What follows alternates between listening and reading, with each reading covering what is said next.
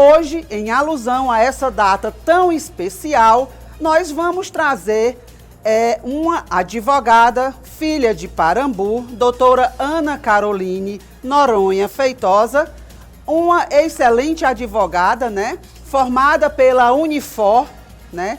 De Fortaleza, pós-graduada em Direito Civil e Processual Civil, e hoje ela compõe uma das grandes bancadas de advocacia cearense, que é a Cavalcante Mota Advogados. Boa tarde, doutora Carolina. A senhora já se encontra conosco? Boa tarde, Sulani, boa tarde a todos que nos assistem. É uma honra estar participando do programa, sobretudo hoje, no Dia do Advogado, né? Deixo desde logo um abraço aos aguerridos colegas de profissão e vamos aí na lida diária, né? Em prol da justiça. O que é pensão alimentícia, doutora? Bem, a pensão alimentícia, ela nada mais é do que uma prestação periódica, em que o alimentante, aquele que presta os alimentos, se obriga a cumprir junto ao alimentado, aquele que recebe os alimentos, né? Consiste nisso a pensão alimentícia, e ao contrário do que muita gente pensa, a pensão alimentícia ela não se resume apenas na obrigação do pai, de um dos genitores prestar ao filho. Existe sempre, a depender do caso concreto, por exemplo, a possibilidade de o filho prestar alimento ao pai, ou na ausência de um dos genitores, os avós prestarem alimentos aos netos, os netos prestarem alimentos aos avós, cônjuges, né, em caso de separação, em que, por exemplo, a mulher é dependente financeira completamente do marido, o juiz pode fixar por um tempo determinado aquela prestação até que ela possa se restabelecer. Então, ela não se resume apenas na obrigação do genitor, de um dos genitores, seja pai ou mãe, prestar aos filhos. Existe todo esse contexto que vai muito além do que se imagina. Pai que tem a obrigação de prestar esse benefício ao filho. Na ausência do pai, existem outras pessoas, outros familiares que são obrigados a prestar a pensão alimentícia. É isso, doutora? Exatamente. E existe também a possibilidade de os filhos prestarem alimentos aos pais também, né? Depende da necessidade do caso concreto em que foi estabelecida. E esse esclarecimento que a senhora está trazendo, ele é realmente muito importante, porque eu que me considero uma pessoa bem informada, eu não tinha conhecimento disso, né? E hoje, na sociedade atual, nós vemos realmente muitos pais já em fases mais, assim, da idade mais avançada, que são abandonados pelos filhos. Então, tem também essa obrigação, doutora. Exatamente. Existe essa obrigação de assistência, não só dos pais para os filhos, mas dos filhos para os pais também. E no caso dessa obrigação, doutora, qual é o percentual que é obrigatório em se falando de valores, em termos de valores? O que é que se pratica hoje? Qual a determinação judicial ou isso varia de caso para caso? Bem, não se existe, Sulani, um valor estipulado para que se fixe os alimentos. O que existe, na verdade, é um parâmetro para a fixação desses alimentos, o que a gente chama de binômio necessidade e possibilidade. O juiz ele vai fixar a monta a ser paga de acordo com a necessidade daquele que está pedindo os alimentos, né, do alimentado, e da possibilidade de pagar de quem está prestando os alimentos, do alimentante. É importante também deixar claro que mesmo após fixados os alimentos, caso haja uma mudança, né, na perspectiva tanto da patrimonial, tanto do alimentante quanto do alimentado, existe a possibilidade de se entrar com ação revisional de alimentos, para que se revise aquele valor estipulado e se estabeleça um novo valor de acordo com a necessidade atual e da possibilidade atual também de quem presta os alimentos. Doutora, e nessas situações onde há uma obrigação de se pagar a pensão alimentícia, né, que é uma obrigação de fazer, em se deixando de pagar, tendo também, mesmo que já tenha uma determinação judicial para isso, quais são as penalidades para quem não cumpre essa obrigação? Bem, na verdade, essa questão de pensão alimentícia, ela é levada muito a sério pelo judiciário, né? Porque a intenção se justamente fazer valer os direitos do menor.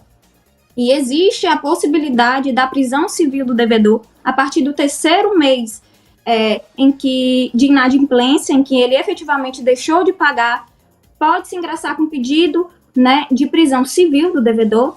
Essa prisão civil, o devedor vai ser intimado para prestar ou pagar o valor integral, ou dizer porque deixou de fazê-lo, né, na verdade, porque não pagou, justificar. E caso ele não pague o valor integral ou não justifique, pode ser determinada a prisão dele, prisão essa que vai de 1 a 3 meses. Pronto, e nesse caso, doutora, e também é aplicado no caso dos filhos que têm uma determinação para pagar aos pais essa pensão e não pagam. A regra é a mesma. Exatamente. Fixados os alimentos, seja pai, filho, enfim, quem tiver a obrigação judicial de prestar esses alimentos, no caso da inadimplência, incorre também na prisão civil. Doutora, e até que período é obrigatório o pagamento da pensão alimentícia? Bem, desde logo, né, eu deixo aqui o alerta que a maioridade, ela não enseja o fim do cumprimento da pensão. É necessário que se avalie o caso concreto, né? Por exemplo, um filho, né, embora já maior de 18 anos, mas que esteja, por exemplo, estudando e que a prestação, né, dos alimentos seja necessário para que ele possa pagar, arcar com esses estudos, dar continuidade a esses estudos, prossegue a obrigação do alimentante continuar arcando com essa prestação, né? Que é necessário sempre uma ação de exoneração da pensão alimentícia. E nessa ação é preciso que se deixe claro que já não mais existe a obrigação, que já não mais existe razão em continuar a prestação da pensão alimentícia. Doutora, nesse caso, quando encerra-se a obrigatoriedade de pagar a pensão alimentícia, é preciso que a parte que recebe ou que paga faça esse comunicado de forma oficial que extinguiu-se o prazo obrigatório? Há necessidade, né? Que não existe um prazo obrigatório, na verdade. É necessário que se justifique, que se apresente ao juízo e que se demonstre que não mais existe a necessidade da continuidade da prestação. É o que a gente chama de ação de exoneração de alimentos. Doutora, eu quero até fazer uma pergunta que não está muito no nosso script, né? Mas vem uma coisa puxar outra, que eu vejo muito aqui no interior e que acontece. Às vezes, a mãe trabalha e o pai está desempregado. Nesse caso, porque tem pais que argumentam, ela trabalha, ela poderia muito bem abrir mão do direito do filho, que é a pensão. Nesses casos, a mãe pode abrir mão desse direito? Não, de forma nenhuma, porque na verdade o direito ela não é da mãe. O direito ele não é da mãe. O direito é do menor, né? E o fato de o pai, de o genitor, né, estar desempregado não o exime da prestação. É uma obrigação que ela é dividida entre ambos os genitores, pai e mãe, de acordo como eu já havia dito anteriormente, do binômio necessidade e possibilidade, né, a necessidade de quem está pedindo, a possibilidade daquele que está pagando, e o fato dele estar desempregado não exime de pagamento. Realmente é necessário que se preste, e se ele não estiver podendo pagar ou arcar, adimplir integralmente com o valor estipulado, é necessário que se ingresse, como eu anteriormente já havia dito, também com a revisional de alimentos. Mas a mãe, ela não pode abrir mão do direito, porque o direito, na verdade, é do menor, o direito é do filho.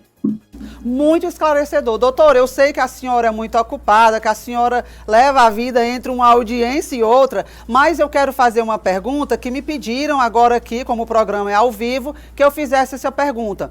E nessas situações, por exemplo, eu tenho um filho e ele já tem 6 anos de idade. Eu nunca recebi ajuda, nem na gravidez, que é uma dúvida, né? Que muitos têm, se a mãe, são 2 perguntas que eu quero fazer. A mãe, ela já tem direito à pensão quando ela descobre que está grávida e tem essa confirmação. E no caso de atraso, não, tem 6 anos que eu crio o filho praticamente sozinha e ele não me ajuda. Eu tenho o direito de buscar de forma legal na justiça os 6 anos de atraso? Bem, quanto o dever, né, de se prestar alimentos, ele existe desde a gravidez. São os alimentos gravídicos, que a gente chama. São os alimentos que vão desde a gravidez até o parto, né? E cumpre esclarecer também que esses alimentos, eles são devidos, e para que se enseje o que gera o dever, né, basta a simples os indícios de paternidade, tendo em vista que o exame de DNA com a criança ainda na barriga, né, ainda no ventre materno é muito difícil. Então, indícios de paternidade já são o bastante para que a gente faça jus aos alimentos gravídicos. E nesse caso, doutora, desse período dos 6 anos, só um exemplo, eu nunca pedi nada, mas decidi, e às vezes o pai da criança tem outros filhos, vive bem, os filhos têm acesso a uma educação melhor, plano de saúde, eu posso recorrer, no caso, a mãe tem esse direito de recorrer e cobrar os 6 anos de não assistência ao filho? Ela tem direito de procurar o judiciário para que se estabeleça, né, para que se fixe esses alimentos. Lembrando que no caso de inadimplência, nos 3 meses já incorre na prisão civil também, e o filho, independente de o pai ter outros filhos também, a obrigação, ela existe e ele tem que arcar com aquela responsabilidade, sim.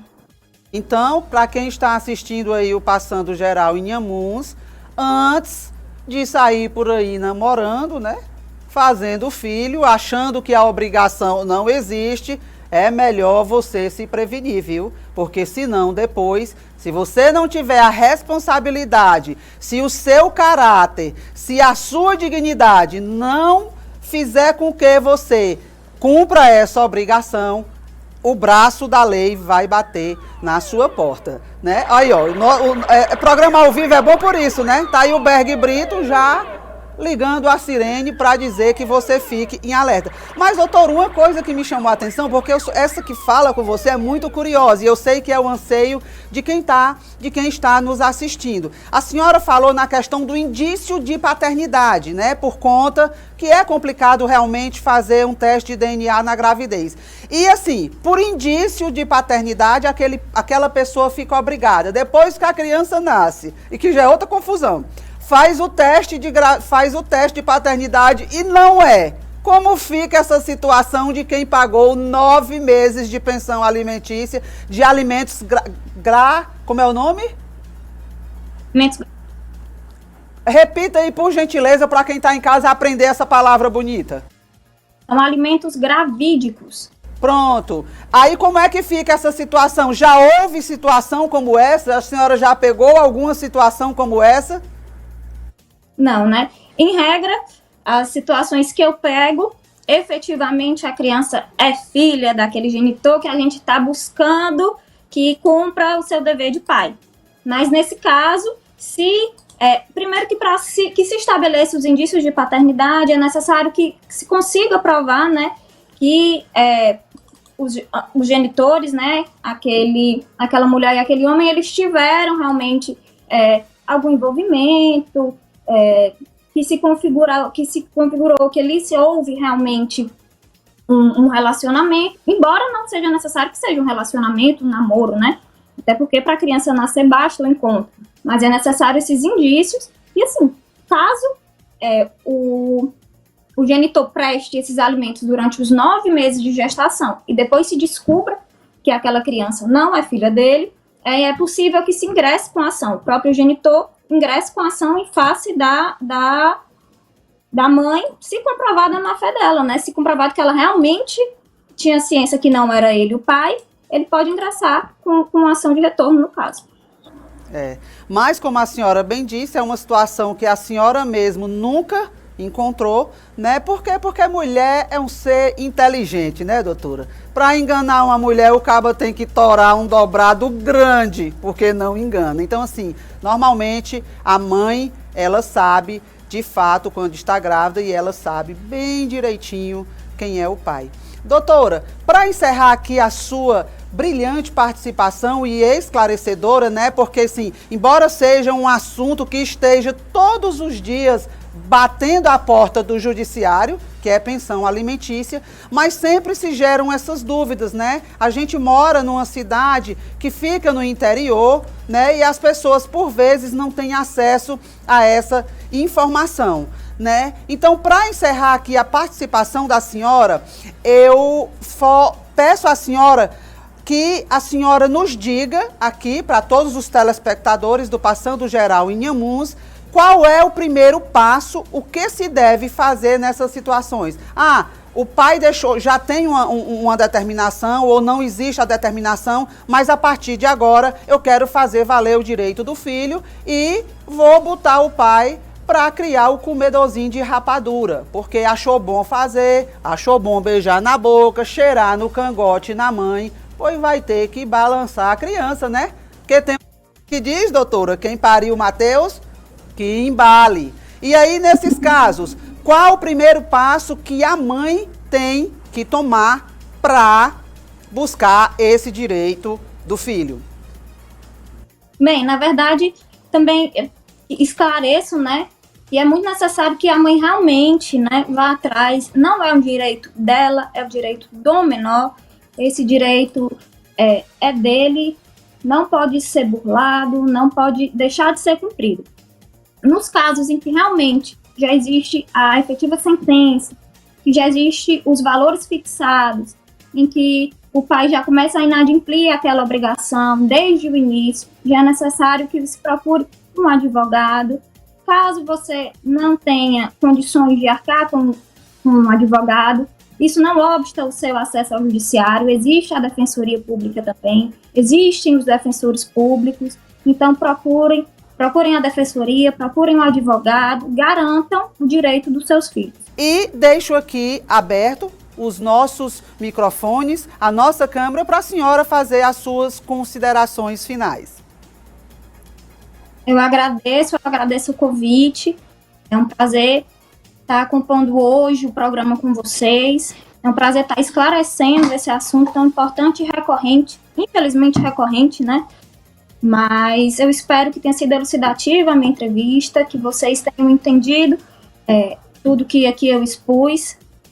E, mais uma vez, eu repito o que eu disse, não deixem de procurar seus direitos, não deixem de procurar o direito dos menores, não deixem realmente de assisti-los.